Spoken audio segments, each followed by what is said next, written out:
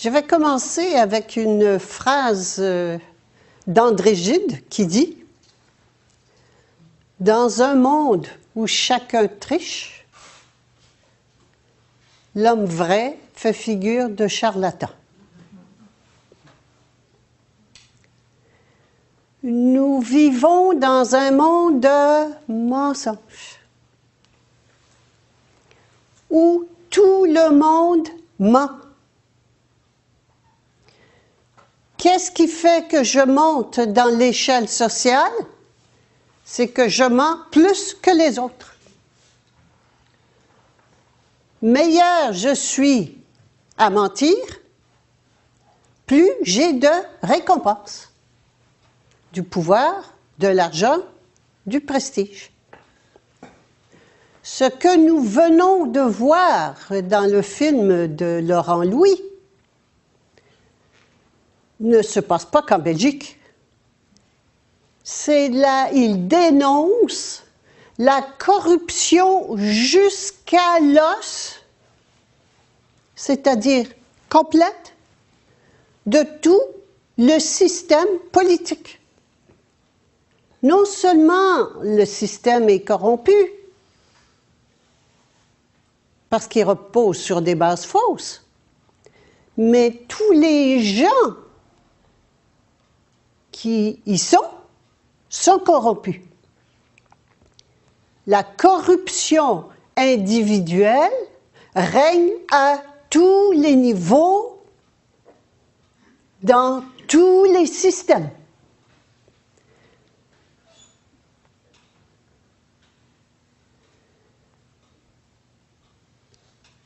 Ce que vit, vous avez vu même à la fin de sa présentation, à la fin de la présentation, vous avez vu que Laurent Louis a été le seul à voter sur 129 personnes. Donc, 128 se sont tus. 128 ont acquiescé à la proposition qu'il perde son immunité parlementaire. Ça veut dire quoi? Vous savez que tous les politiciens et les gens haut placés, mais particulièrement en politique, profitent de l'immunité. Qu'est-ce que c'est que l'immunité? Ça veut dire qu'on ne peut pas les poursuivre en justice et encore moins les condamner. Ils peuvent faire n'importe quoi. Ils ne sont pas condamnables. Ils sont impunis. Qui a pu voter une loi pareille? Eux, pour eux. Hein? Ça semble logique. Eh bien, est-ce qu'on va continuer à croire qu'il y a des bonnes lois? Est-ce qu'on va continuer à rêver en couleur, lobotomiser, comme a dit Laurent Louis, et croire que les lois sont bonnes pour le peuple? Elles sont toutes faites par des gens corrompus pour leurs intérêts, pour servir leurs intérêts.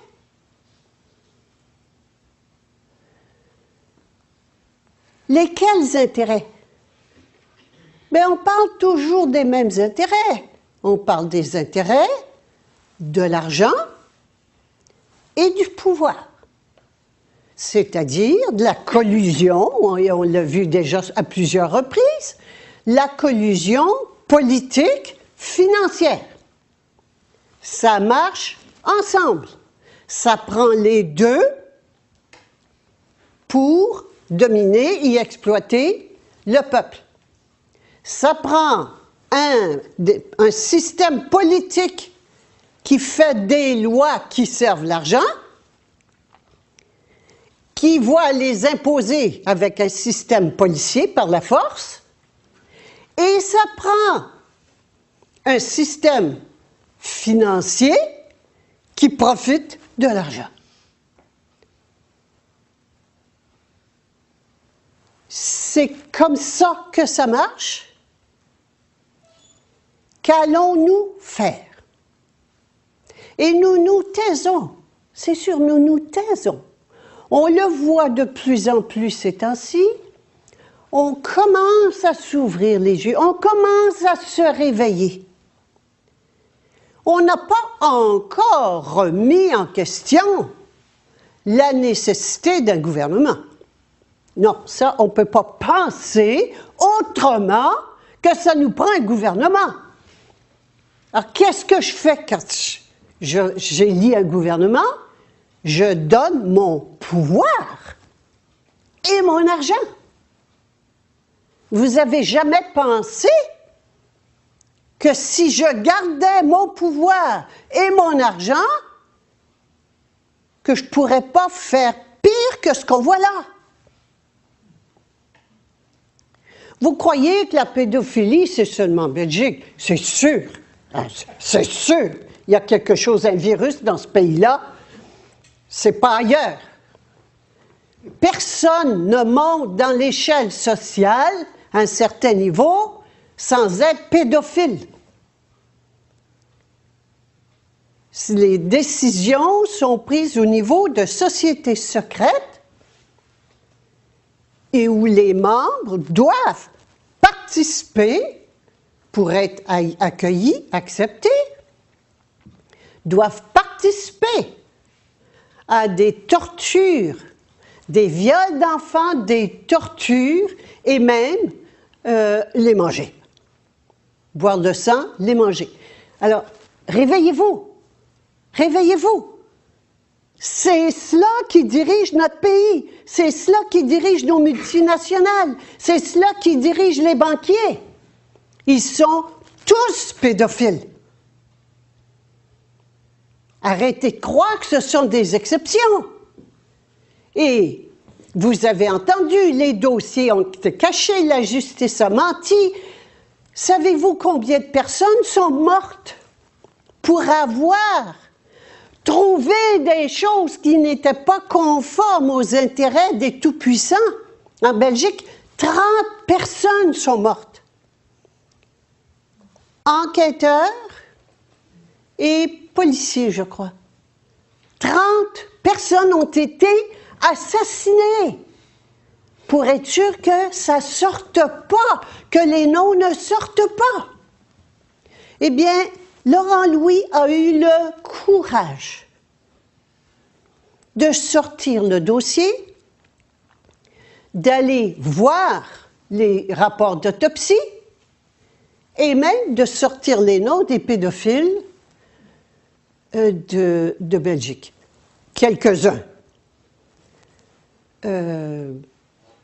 Évidemment, vous pouvez comprendre qu'on va lui donner les coups de bâton.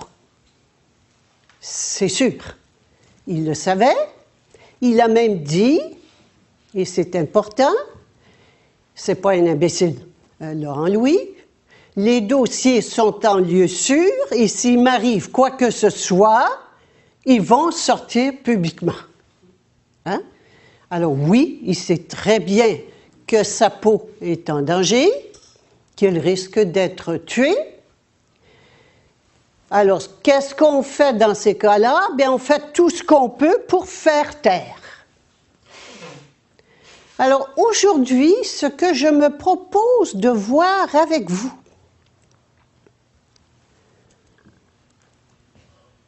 c'est notre situation à nous. Que pouvons-nous faire dans notre vie quotidienne pour que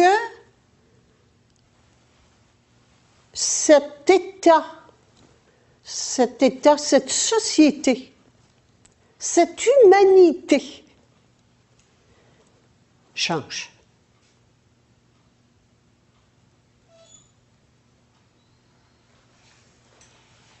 Nous allons donc aller à la recherche du vrai pouvoir, qui a le pouvoir de faire en sorte que ça change.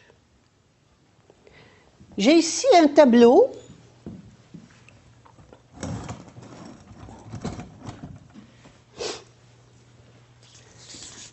J'ai un tableau qui s'intitule les quatre CO de la collaboration. Vous pouvez comprendre que ça prend une collaboration de plusieurs personnes pour que ce monde continue dans sa corruption monstrueuse. Quand j'ai écrit La mafia médicale, je me suis posé la question suivante. Pour qui est-ce que j'écris le livre? Je n'écrivais pas le livre pour m'amuser. Je savais très bien ce que je risquais. Je pensais même que j'allais me faire tuer. Alors, je n'avais aucun doute sur la retaliation, c'est-à-dire les punitions qui m'attendaient. J'avais accepté cela. Mais je me suis dit, je veux écrire le livre parce que quand on écrit un livre, on s'adresse à quelqu'un dans sa tête. Toujours. Alors, je me suis dit, pour qui j'écris le livre? Alors, je me suis posé la question suivante. Est-ce que j'écris d'abord pour les gens qui sont haut placés et qui savent? Je ne les connais pas. Je ne les connais pas, donc je ne pouvais pas m'adresser à eux. Je ne les connais pas, ils sont cachés.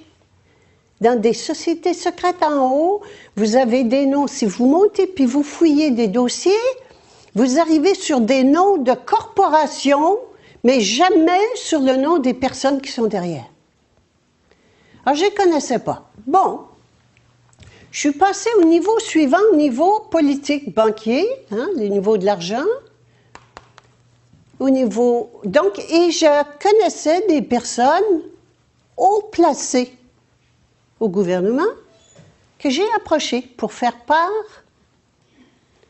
de ça, de certaines choses. Pas du livre que j'allais faire, parce que je ne serais plus là aujourd'hui, mais de certaines choses que je constatais dans le domaine médical et qui me posaient question. J'ai eu une réponse polie qui feignait de ne pas comprendre de quoi je parlais. Bon.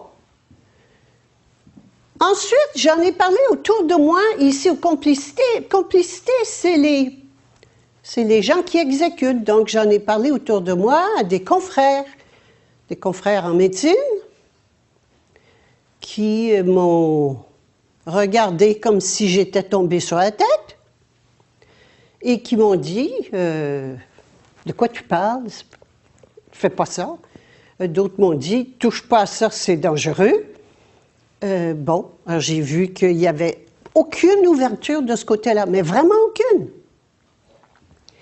Alors je me suis dit, ben écoute, je vais aller parler aux consommateurs. Je vais aller parler à la personne qui consomme des soins médicaux, au peuple.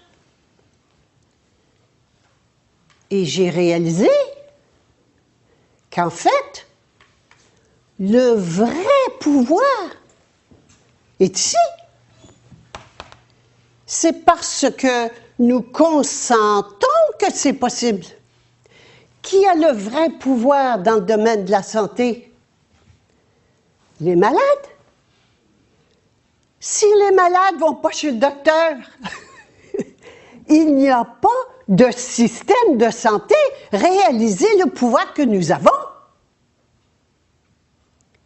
Le docteur, il ferme ses portes, les hôpitaux ferment leurs portes. Tout le système de santé s'effondre, il n'y en a plus. Voyez-vous le château de cartes que nous entretenons? C'est nous qui avons le pouvoir, le vrai pouvoir. C'est nous qui l'avons. Que faisons-nous? Nous le donnons. Nous le donnons aux docteurs, aux politiciens, aux juges, aux policiers, partout, plutôt que de l'exercer nous-mêmes. C'est cela le consentement. Pire que ça, si un de nos confrères ou consoeurs ose parler, on lui tape sur la tête. On le dénonce. On l'envoie se faire punir. Pourquoi? Pourquoi on fait ça? On fait ça parce qu'on a peur. C'est parce qu'on a peur qu'on consent. Tout le monde sait que la politique est pourrie, que les politiciens sont pourris, que les banquiers sont pourris, que les juges sont achetés. Tout le monde le sait. Mais vous continuez à aller voter. 57% ou 53% de la population qui est allée voter il y a un mois. Vous êtes allés encore faire quoi? Donner votre pouvoir. Donner votre pouvoir à qui? Des corrompus. Entretenir des systèmes corrompus. Des systèmes qui ne peuvent pas tenir. Ils vont tous s'effondrer. Vous risquez de vous effondrer avec. Aller chez le médecin, c'est dangereux, je vous le dis depuis je ne sais pas combien de temps. Puis vous continuez d'y aller. C'est dangereux. Pourquoi? Parce que le médecin, il se trouve ici, il est complice. La seule chose qu'il veut, c'est son chèque de paye pour payer sa femme. Excusez le lapsus. Payer...